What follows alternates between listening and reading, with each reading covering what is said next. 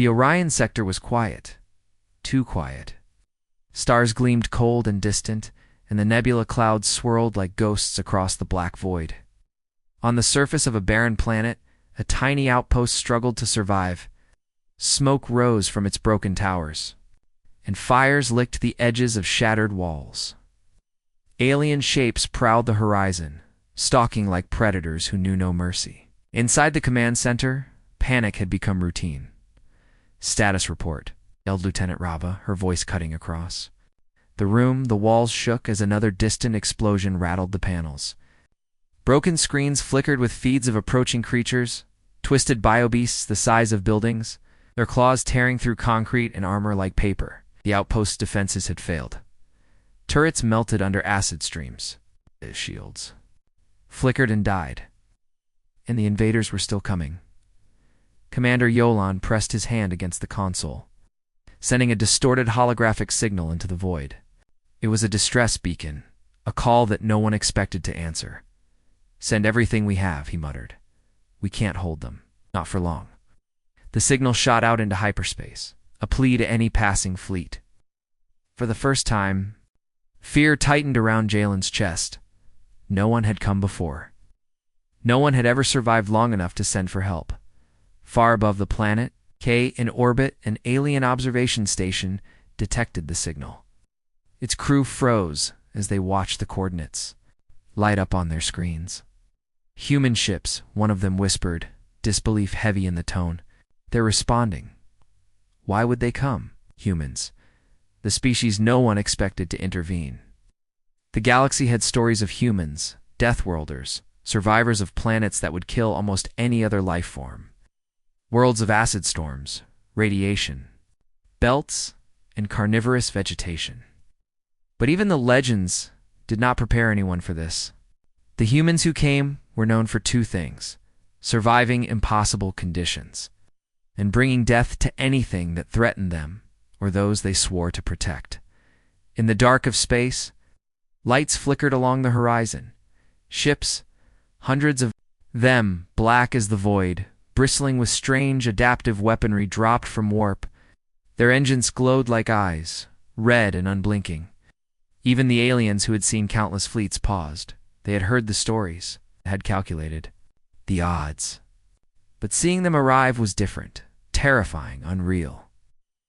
Back on the outpost, the defenders watched the sky. Their sensors screamed with incoming readings, alien life forms moving faster than any sensor had recorded before. Yet, as the humans descended, something strange happened.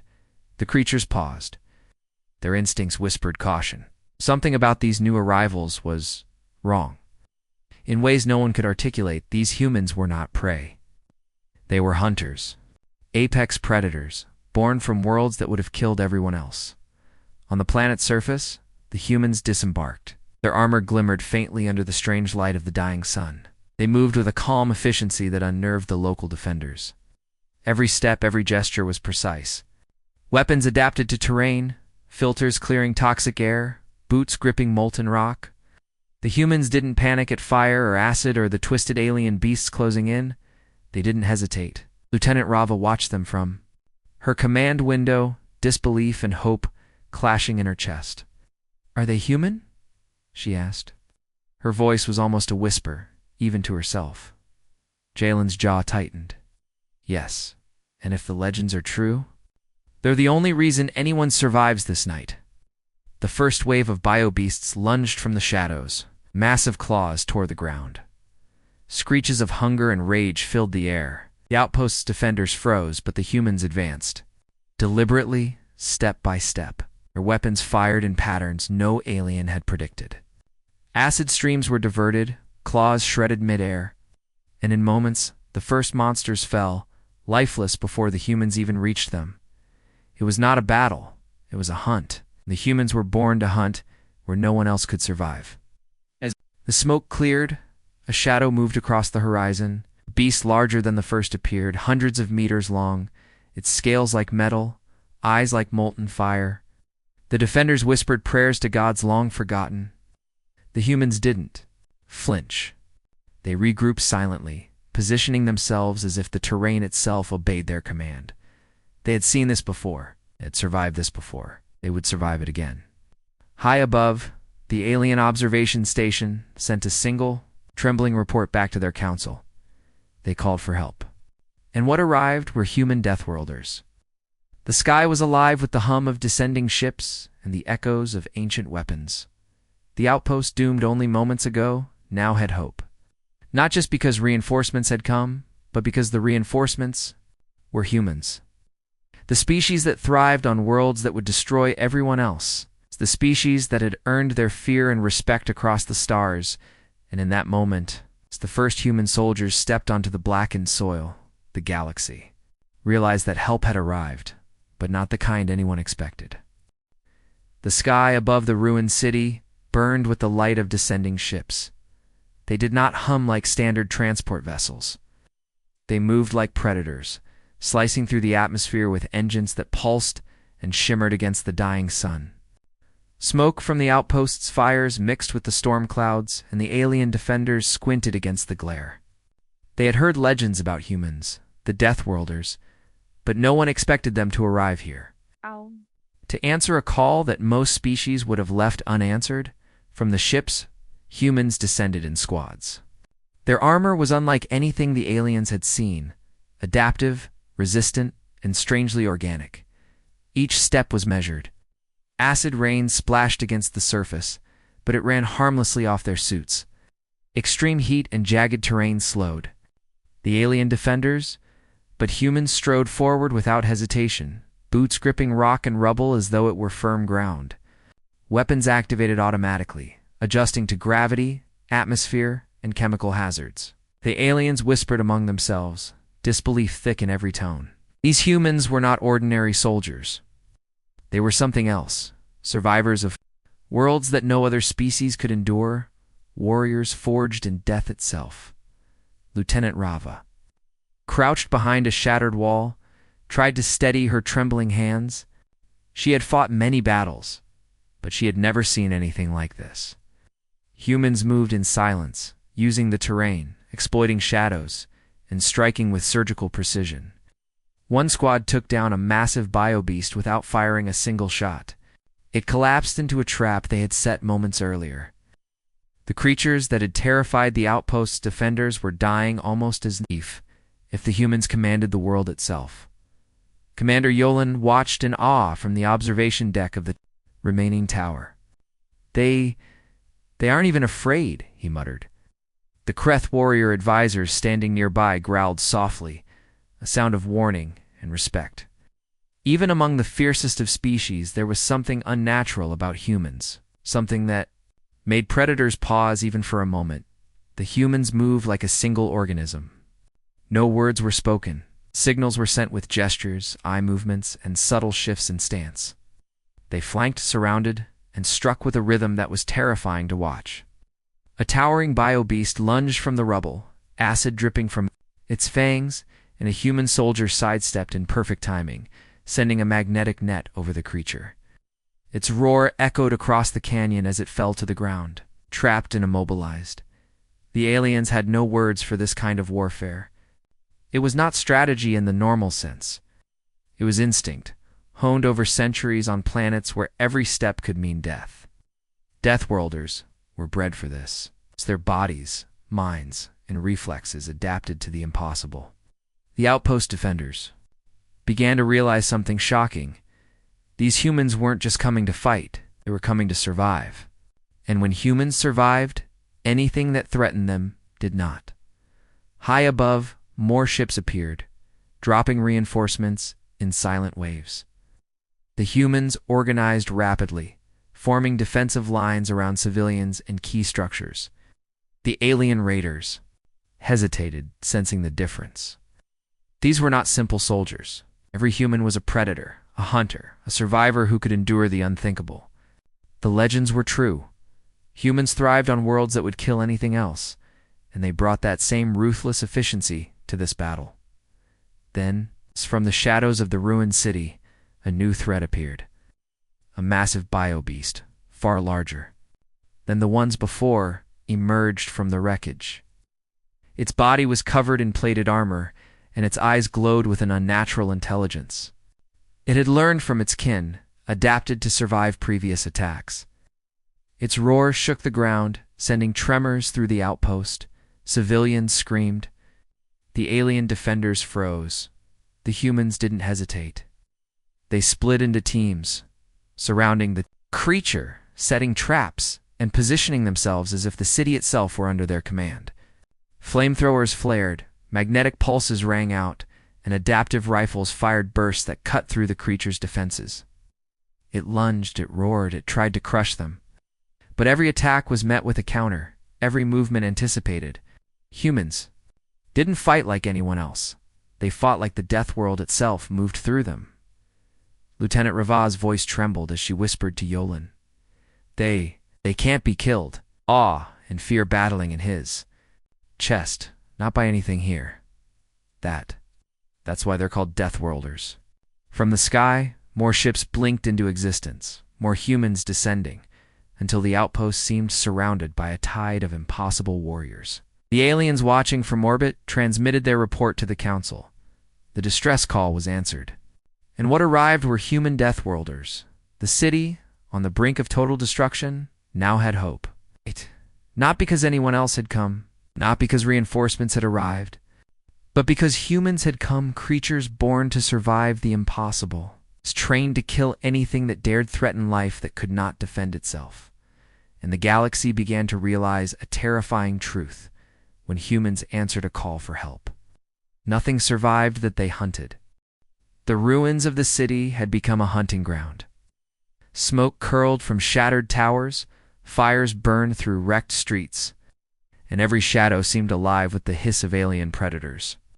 From the sky, human Deathworlders moved with a terrifying calm, landing silently and advancing in perfect formation. Each step was calculated, each motion precise, as if they were born to move through chaos and destruction without fear. The first wave of bio-beasts struck with fury, massive claws, shredded walls, and vehicles. Acid sprayed from gaping maws, sizzling metal and flesh alike. The alien defenders froze, too slow to react, but the humans did not hesitate. They split into teams, flanking the creatures with a speed no one expected. Flamethrowers ignited streets and controlled bursts, nets captured limbs, and adaptive rifles tore through armored hides. Every human moved like a predator, anticipating attacks before they happened, striking where it hurt. Lieutenant Rava watched from the command tower, wide-eyed. They're unstoppable, she whispered. Commander Yolan clenched his fists. They don't just survive, they hunt. The bio-beasts roared, their massive bodies slamming against the human lines. But every assault was met with a counterattack that seemed impossible. Humans dodged, struck, and adapted instantly, turning the battlefield into a series of traps the creatures themselves fell into. One massive bio-beast, larger than any before, lunged at a squad of humans. It moved with intelligence, avoiding traps, and calculating its strikes. But the humans did not panic. Two soldiers leapt to its sides, climbing onto its back with grappling hooks. Others fired magnetic pulses to slow its limbs.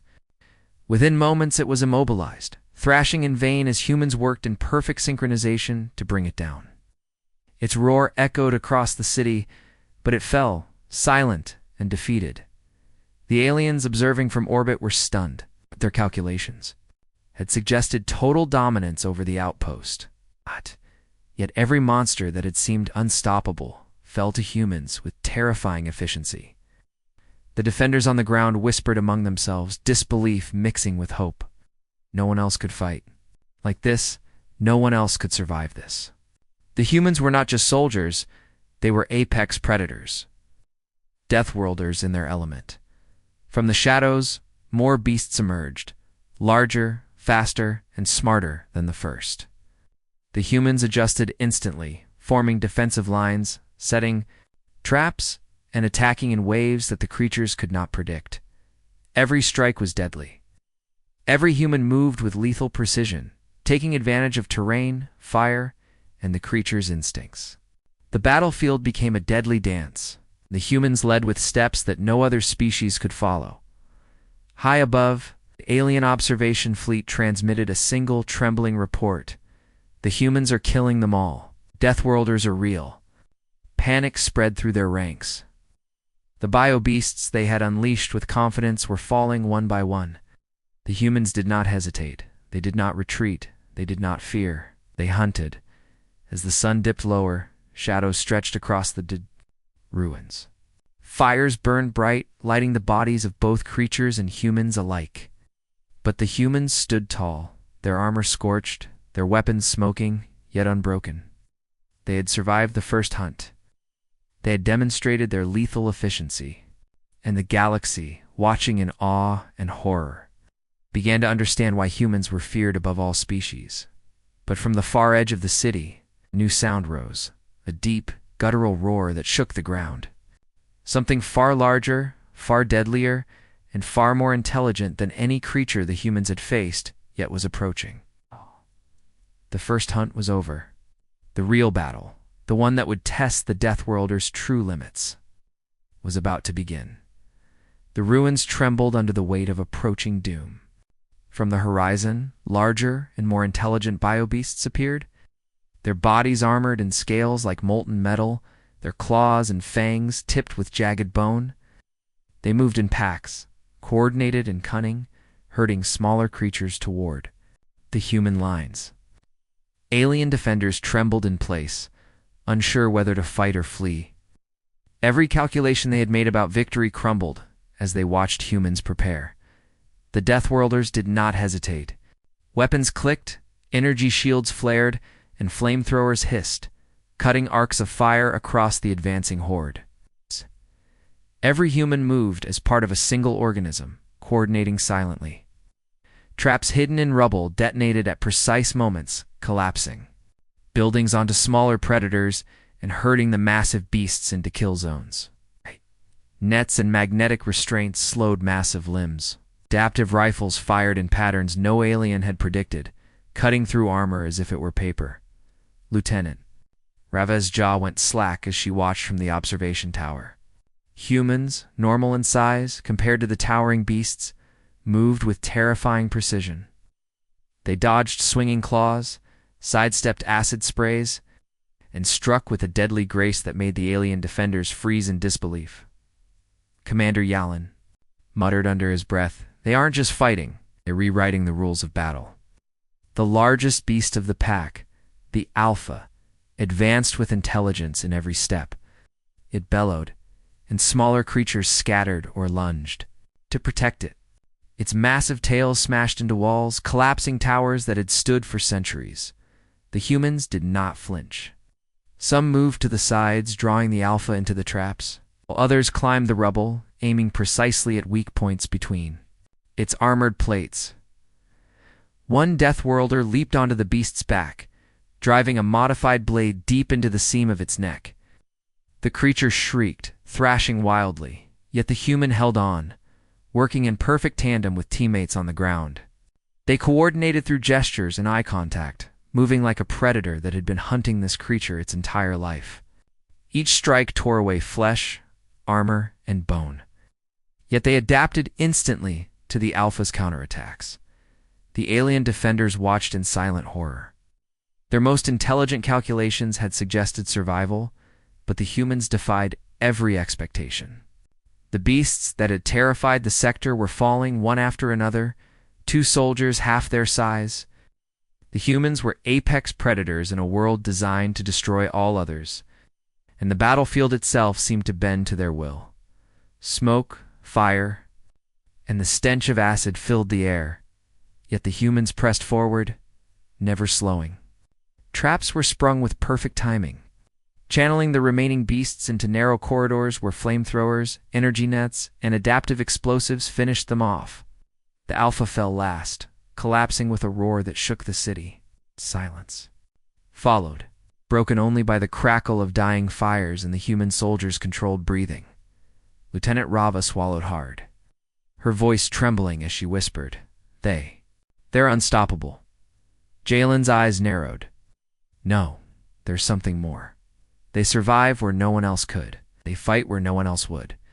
They are why this outpost still stands." Even the alien observers high above the planet began to realize the truth.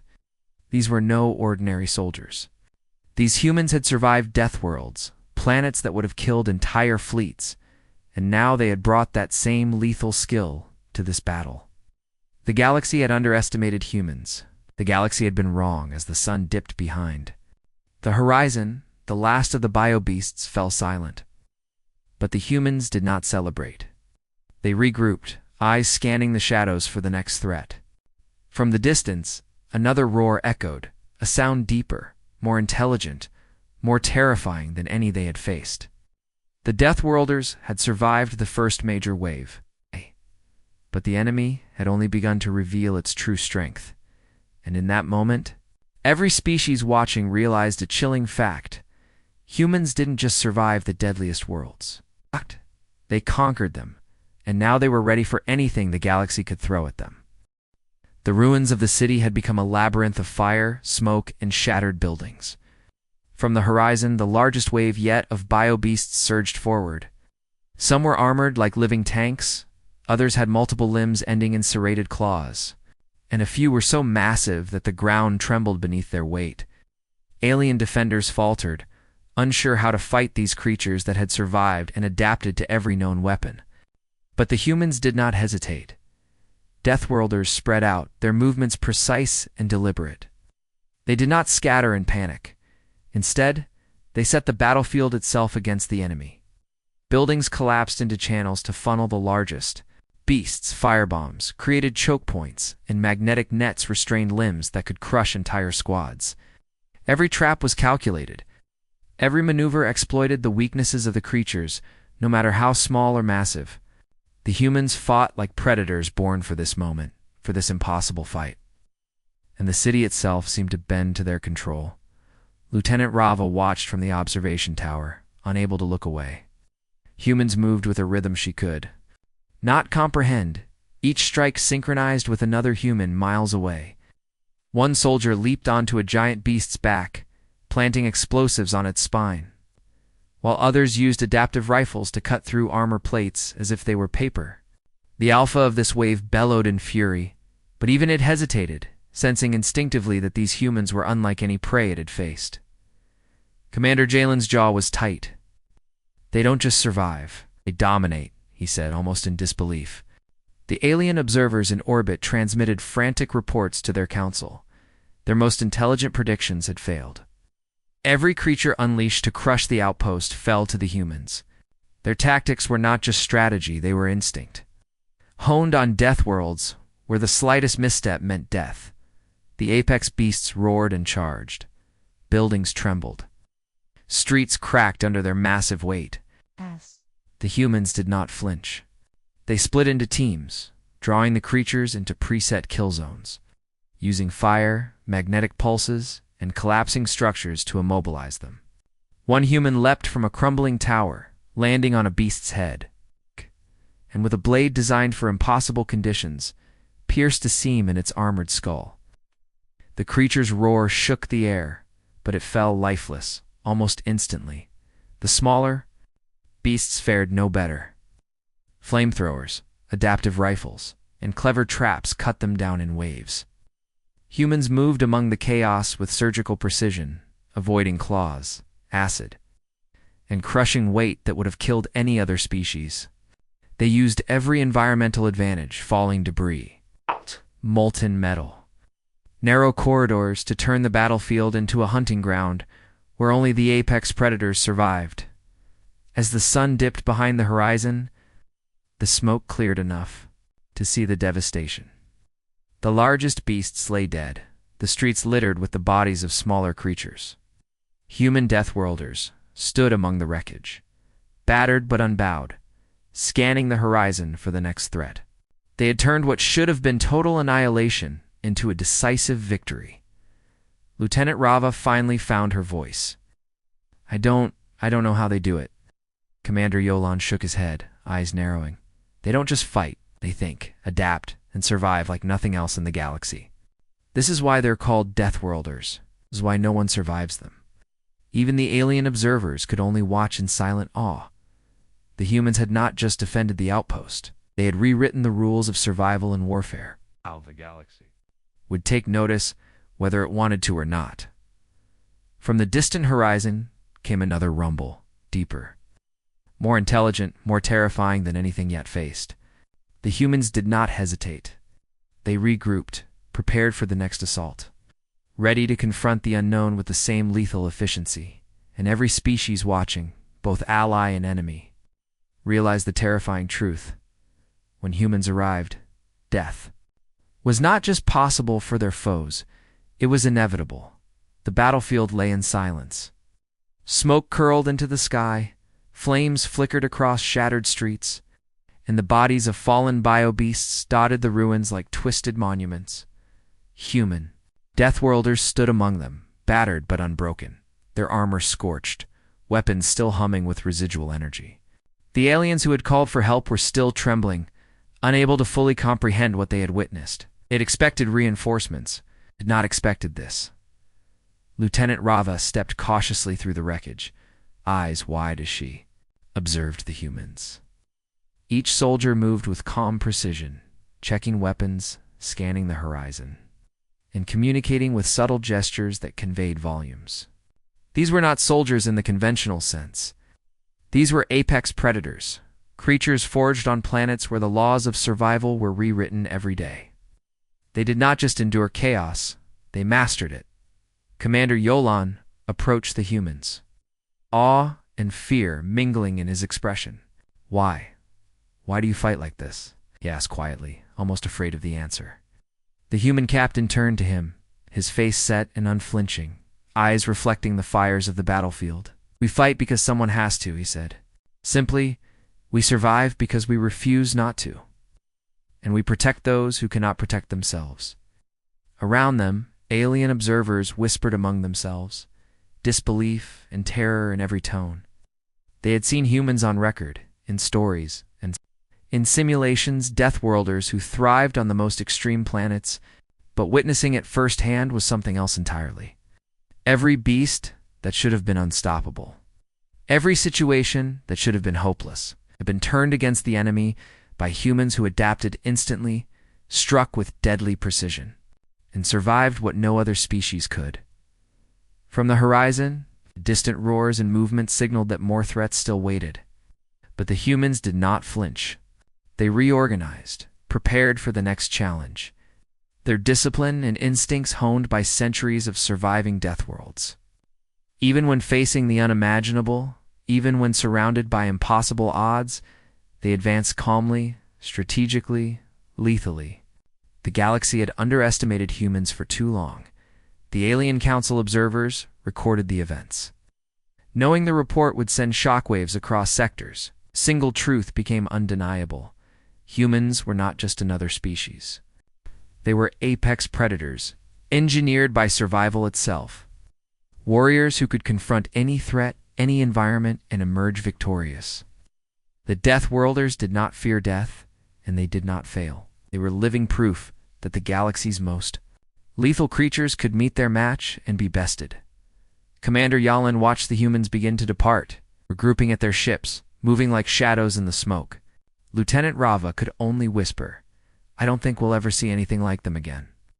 The human captain looked back over the city one last time, his expression unreadable, then signaled the fleet. Engines roared to life, and the ships vanished into hyperspace, leaving behind stunned allies and a terrified enemy. In the silence that followed, the aliens understood something chilling. Humans didn't just answer calls for help.